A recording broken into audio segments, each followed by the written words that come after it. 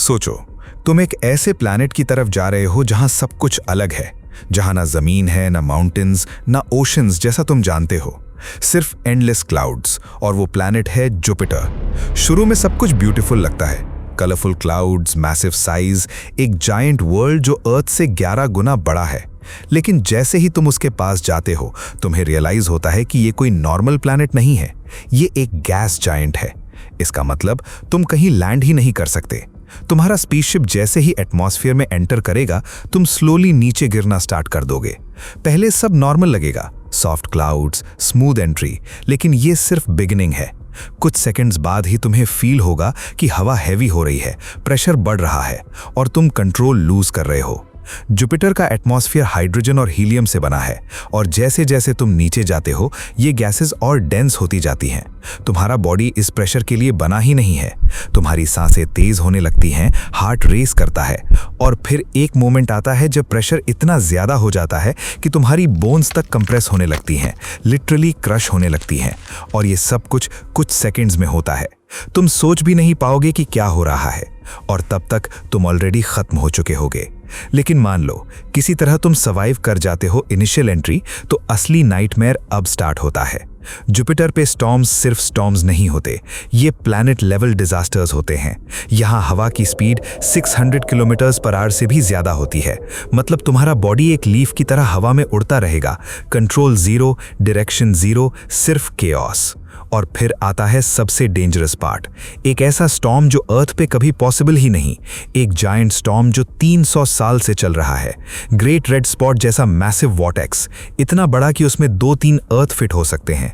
अगर तुम उसके पास भी गए तो तुम इंस्टेंटली उसके अंदर सक हो जाओगे और वहां से कोई वापस नहीं आता। अंदर सिर्फ वायलेंट विंड्स, क्रशिंग प्रेशर और एंडलेस रोटेशन। तुम एक पॉइंट पे आके बस डिसअपीयर हो जाओगे, कोई ट्रेस नहीं, कोई सिग्नल नहीं, सिर्फ साइलेंस। और सबसे स्कैरी बात, जुपिटर पे लाइटनिंग भी होती है, लेकिन ये नॉर्मल लाइटनिंग नहीं, ये अर्थ से 10x पावरफुल होती है। इमेजिन करो एक ऐसा फ्लैश जो पूरे स्काई को टियर कर देता है और अगर तुम उसके रेंज में आए तो 1 सेकंड में वेपराइज, मतलब एग्जिस्टेंस ही खत्म। और जैसे जैसे तुम और नीचे जाते हो, टेम्परेचर भी एक्सट्रीम होता जाता है। पहले फ्रीजिंग कोल्ड, फिर अचानक एक्सट्रीम हीट, एक ऐसा कॉम्बिनेशन जहां तुम्हारा बॉडी एडजस्ट ही नहीं कर सकता। 1 सेकंड में फ्रीज, नेक्स्ट सेकंड में बर्न और तुम बस हेल्पलेस हो।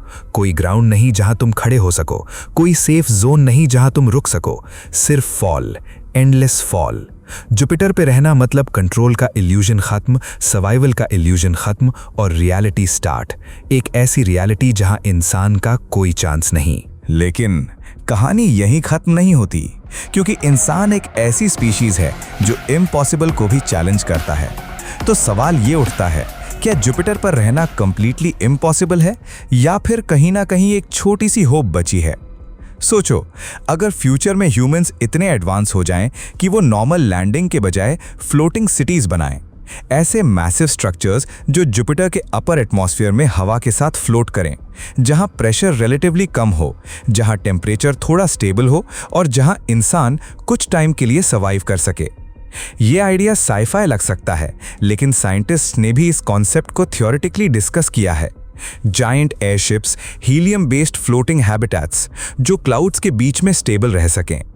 ऊपर से देखने में ये एक फ्यूचरिस्टिक हेवन लगेगा, एंडलेस ऑरेंज और वाइट क्लाउड्स, लाइटनिंग के फ्लैशेस और बीच में एक ग्लोइंग सिटी।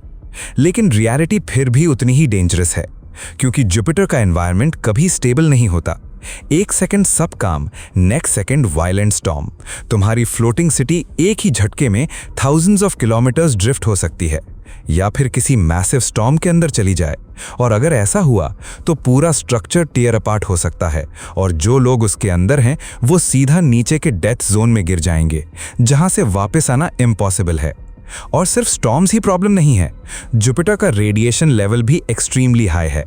इतना हाई कि बिना हैवी प्रोटेक्शन के इंसान कुछ ही टाइम में फेटल डोज ले लेगा। मतलब इवन अगर तुमने परफेक्ट फ्लोटिंग सिटी बना भी ली, तुम्हें कांस्टेंट शील्डिंग चाहिए होगी, वरना स्लो डेथ गारंटीड है। और फिर आती है ग्रेविटी। जुपिटर की ग्रेविटी अर्थ से 2.5 टाइम्स ज्यादा है। मतलब तुम्हारा हर मूवमेंट हैवी लगेगा, चलना मुश्किल, काम करना मुश्किल, बॉडी पे कांस्टेंट स्ट्रेस।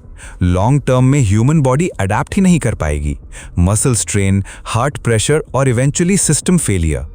और सबसे बड़ा प्रॉब्लम, कोई सॉलिड ग्राउंड नहीं, कोई बैकअप नहीं। अगर तुम्हारी सिटी फेल हो गई तो तुम्हारे पास गिरने के अलावा कोई ऑप्शन नहीं। और ये फॉल कभी खत्म नहीं होता। तुम नीचे जाते जाओगे, प्रेशर बढ़ता जाएगा, टेम्परेचर एक्सट्रीम होता जाएगा और एंड में तुम बस जुपिटर के अंदर डिसअपियर हो जाओगे, बिना किसी ट्रेस के, बिना किसी हिस्ट्री के, जैसे तुम कभी एग्जिस्ट ही नहीं करते थे। और तब इंसान को समझ आता है कि हर जगह कॉन्कर करना पॉसिबल नहीं होता। कुछ जगह ऐसी होती हैं जो सिर्फ देखने के लिए बनी होती हैं, फील करने के लिए, लेकिन रहने के लिए नहीं। जुपिटर उनमें से एक है। एक ऐसा प्लैनेट जो दूर से एक मास्टरपीस लगता है, लेकिन पास जाके एक नाइटमेयर बन जाता है। एक साइलेंट किलर जो तुम्हें अट्रैक्ट करता है और फिर धीरे धीरे डिस्ट्रॉय करता है। और एंड में सिर्फ एक सवाल छोड़ देता है, क्या इंसान को हर जगह जाना जरूरी है, या कुछ चीजें अनटच्ड रहना ही बेटर है? क्योंकि कभी कभी क्यूरियोसिटी ही सबसे बड़ा डेंजर होती है, और जुपिटर उस डेंजर का परफेक्ट एग्जाम्पल है।